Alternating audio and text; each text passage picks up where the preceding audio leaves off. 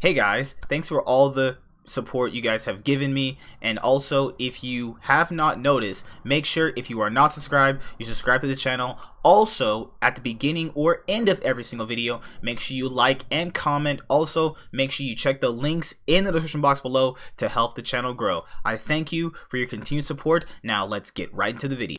Whoa, hey, I am not Team NDL. Actually, I am Master Swag King Entertainment, and if you guys have not heard of me before, well, my channel is primarily focused around Yu-Gi-Oh content, and I like to have some fun too. Podcasts, vlogs, I have mail days, and then I also have movie, anime, and TV series reviews, which I'm going to be continuing very, very soon. So, if you like all of those things, then please check out my channel with the link in the description box below, and I want to thank Team NDL for giving me the chance to guest upload. Now, what am I talking about in today's video? I am talking about the 5 things Yu-Gi-Oh players can do to actually improve at playing Yu-Gi-Oh. Now, these things are obviously taken from different types of ways to actually improve. So, what I mean by that is when I was actually in high school and growing up, even when going through school, I always more or less so tried to play sports and talk to coaches and try to see, what I can do to improve at certain things. And when I was in high school and I played tennis, I was under a coach and I had to learn various things. 2 years I played tennis, and I think everything I've learned translated into a lot of the video games that I played, and that's how I got better. And at Yu-Gi-Oh, I applied these things, and I'm not going to obviously top a regional or win worlds or win a YCS, but these are just generally basic things that you can apply to yourself to get better at Yu-Gi-Oh, and or anything if you want to apply this to anything else in your daily life. Now, nothing is primarily pretty ordered, but I would say that my number 1 pick on this is something that I'll get into a lot more later on. The first one I want to go over is taking criticism. So we've all been there where, like, let's say nowadays people take a picture of their deck, whether it's IRL or on Dueling Book, Dueling Nexus, or YGO Pro. Well, now it's called Project, Edo, but you guys know what I'm saying, right? They'll post it on Facebook. They'll say, hit me with all the advice you can give me. Criticize the ever-living mess out of this. And then people give their criticism.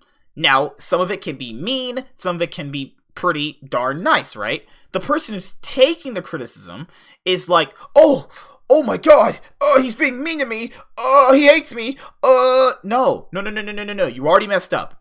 Whether someone is giving you mean or nice criticism, it is still criticism. And to grow as a player, you need to just take that and be like, okay, maybe even if it is mean, maybe they actually are right. Maybe my deck really is bad. Maybe I need to actually play things a certain way. Because to be fair, you're asking for advice, first of all, on the internet. So there's millions of people on the internet, and yeah, not everyone's going to be nice, but some people, the only way they can express criticism is being mean, though. You got to look at it from that person's perspective, is that they might not be being mean to you, but they're being mean in a way that they're trying to get through to you. Like, let's say you're playing a real shit card like Card Trader, or you're playing the Egyptian God cards in your deck. Well, those are bad cards, and if someone says, hey, take those out or that's why your deck is not going to suck, yeah, that might be mean, but to be fair, those cards suck though, and they're helping you. And, that's what I had to learn, is that just because someone is saying something kind of mean doesn't necessarily mean it's coming off in that direction.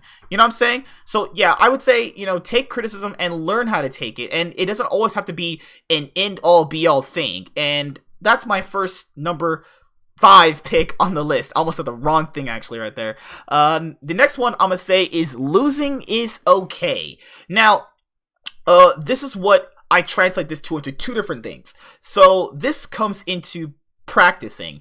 And in League of Legends, if you guys are very familiar with that game, and if you're familiar with the LCS, the LEC, the LPL, the LCK, I'll kind of sum it for most people who don't know what I'm talking about. So basically, all the pro teams scrim. What that means is that you're practicing. So like, you know how Yu-Gi-Oh players go on like, you know, Project Edo, Dueling Book, Dueling Nexus, and they're playing, right? And you're practicing, right? You're practicing for a tournament, you're practicing to make your deck better, whatever the reason. That is what is called a scrim. A scrim is basically just playing, nothing really is on the line, you're kind of just using it to get better. And this will go into a tournament, is what I'm going to lead into is my next point, is that you want to take your losing and make it okay. Losing is fine. Now, if you're losing and not improving from it, that's your personal fault. You need to learn why you're losing. You didn't lose because your opponent top deck a Phantasme. You didn't lose because your opponent opened up an infinite permanence. You didn't lose because they made a better board.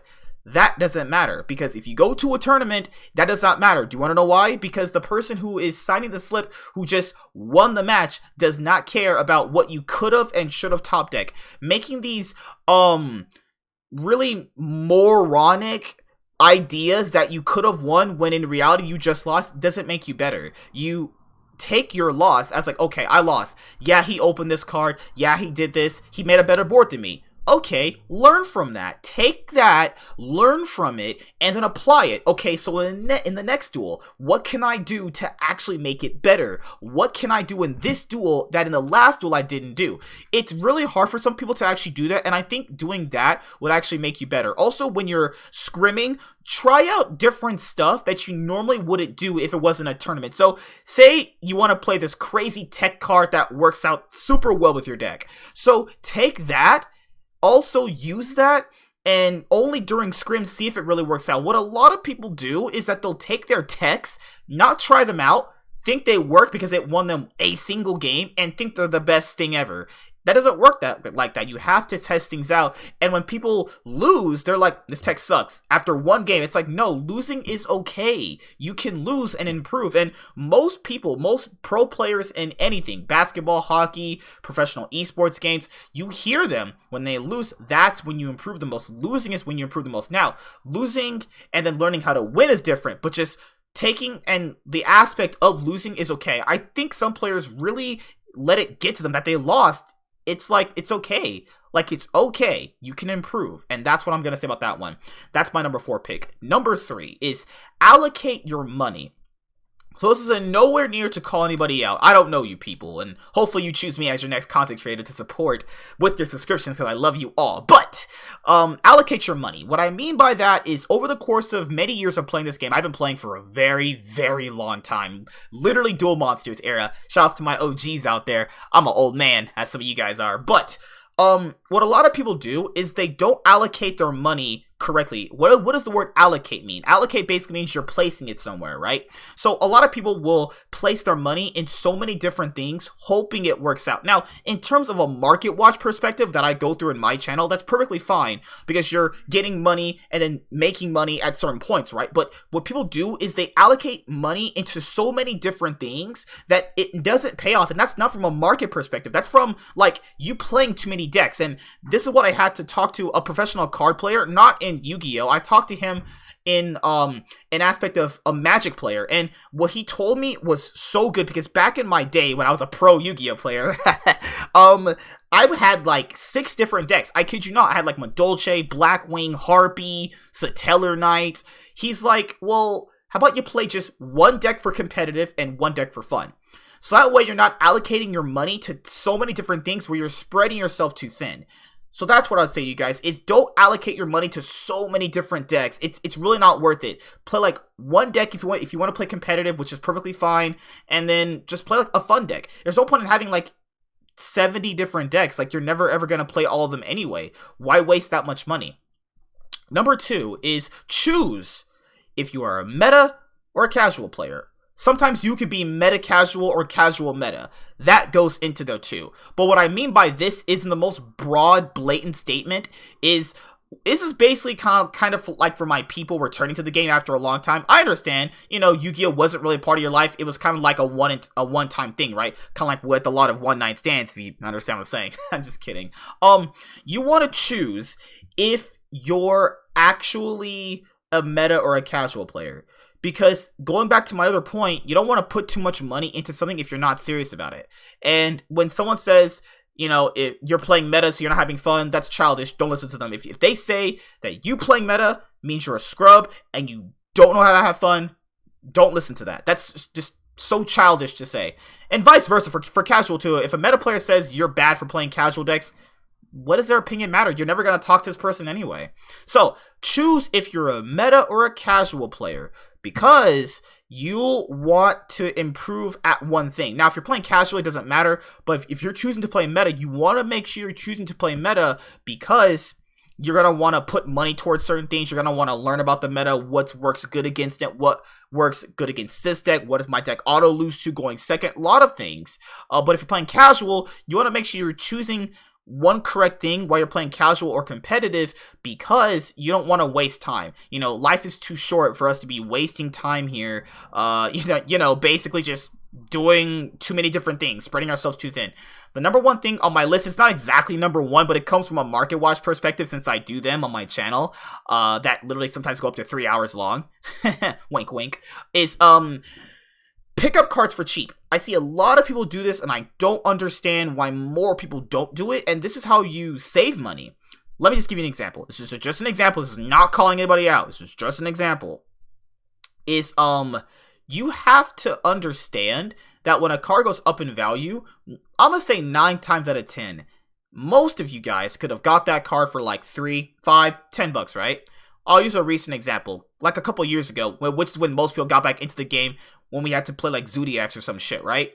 So, when Zodiacs came into the game, MX Saber Invoker, went up to like what? It went from like $5 all the way to like 70, right? 9 times out of 10, a ton of you guys could have grabbed that card for like $5. You didn't. Most people paid $70 for it. And then they just obviously did that. When you could have just got this card a long time ago for $5, yet you chose to buy it for 70. The best thing to do is, a card may not go up when you pick it up, but eventually, given how Yu-Gi-Oh works, it can go up in value. That happens literally every single day. Cards that people have had for years go up in value. Now I'm not talking about extravagant numbers, no pun intended, but just, what would you rather do? Would you rather pay $5 for a card, or would you rather pay $70 for a card? You know what I'm saying? Usually it's the cards that have like single printings, secret rare, ultimate, or gold in value. Those are the most commonly known ones, right? But you want to make sure you're secured. So even though you're not playing that deck, you yourself can simply just sell it. Or you're playing the deck yourself and you got the cards for super cheap. That's what a lot of people do. They'll look at the OCG and not like, sometimes things over there don't pan out for over here. That's going to happen no matter what. Sometimes, not all the time, but sometimes. And picking up cards for cheap, sometimes people look at it, it doesn't have value right now, so it's garbage. No, Yu-Gi-Oh! Changes so much that cards that most people thought were initially super garbage way back 2014, 2011, 2010, 2017, those cards all went up in value. They wish they could have got those cards for cents on the dollar, pennies on the dollar, right? You want to make sure you're getting in line with that too. I see a lot of people saying, well, Yu-Gi-Oh! Market's going to crash and burn and blah, blah, blah. I mean, it's not going to crash and burn because those people that say that didn't buy cards anyway. I mean, they were complaining about card prices while just complaining. Those people are just complaining to complain. I'm talking about the people who want to get better at picking up cards. You got to get them for cheap. Just because it doesn't go up right then and there doesn't mean it's bad. Now, if you're picking up specifically bad cards, and there are bad cards people have picked up, that happens too. But that all goes with learning. Learn what's good, learn when to get rid of something, and learn what to pick something up. See you guys later. Like, comment, subscribe, most of all, enjoy. I want to thank Team MDL for giving me the chance to guest upload on his channel. Awesome dude. I really like his content. A lot of the smaller channels' content can be kind of pretty bad, all things considered. But I really like his. He really gives a really great opinion on a lot of things. And yeah, I just want to say thank you, man. I saw his shout out on Twitter, and I was like, yeah, man, I got your back. Video on me all day. Sometimes I can record like 10 videos a day, but that's because I have 2 different YouTube channels. But obviously, thank you, man. I hope you guys adhere to this advice. Yeah, I can be wrong, and and that's perfectly fine. I'm a human. I'm not meant to be right all the time, but hopefully this helps some of you guys with like confidence issues, and I know some people have those, and as you get older, you'll get over them. And I wish everyone nothing but the best in this full force virus time. See you guys later. Bye. Have a good day. MSK all day, every day. And I'm signing out. Peace.